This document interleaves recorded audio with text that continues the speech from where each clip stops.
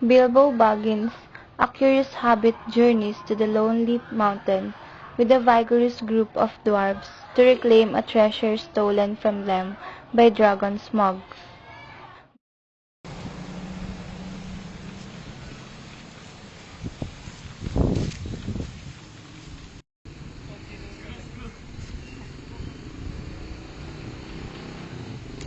The great eagles!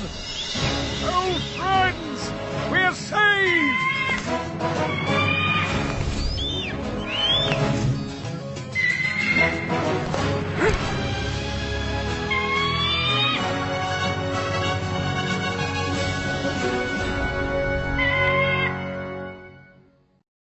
Us no more.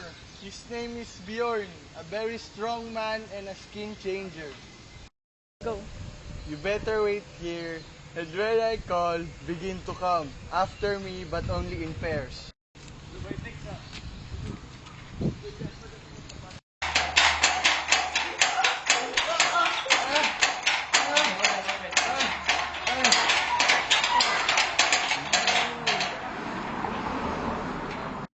They meet a huge man with thick black beard and hair and great bare arms and legs with knotted muscles, who could assume the appearance of great black bear. Here they are.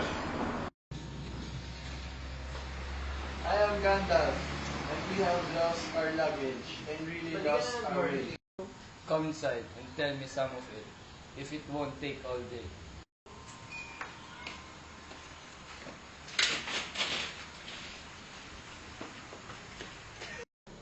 I don't want to bother you with a lot of us. I'll just give you a call if I may. Go, call away.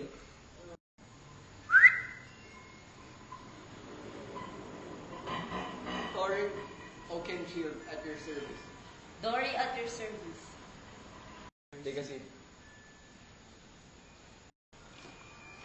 Dory at your service. Ori at... Thank you. We're the wanderers, our landlords. Nakubad na babae. Oo, yeah. Pink, brown, Pink. Pink na best. Asian. Japanese, black and red. Hindi. Mga bulbuli. A very good thing. Let's have something to eat. Yes, Yes, please. Thank you.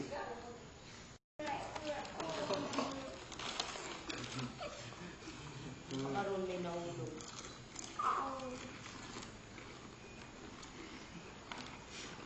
Mga pala gutom. It's time for us to sleep. Alright.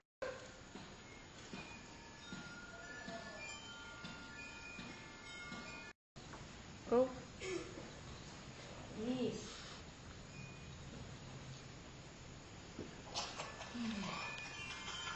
What shall we do if Bjorn needs wards and goblins down here? We shall all be caught and killed. You should go to bed. Your wits are sleeping.